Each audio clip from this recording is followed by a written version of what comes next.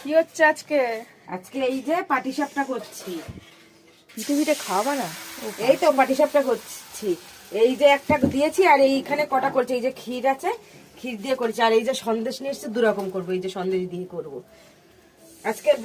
মা পৌষ মাস শেষ, আজকে পিঠে না করলে হয়, ওই জন্য আজকে পিঠেটা করব। এই দেখেন কিভাবে করছি, একটু দেখেন। একটু বন্ধ করতে হবে, এমনি সাইডটা ওই জন্য ক্ষীরটা দেবো, তারপর দিই।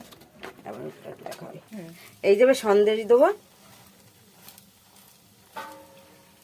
এটাকে। এই দেখেন কি সুন্দর উঠে যাচ্ছে, এরকম করে করে আস্তে আস্তে উঠে যাবো। এই দেখেন কি সুন্দর হয়েছে একটা। এটা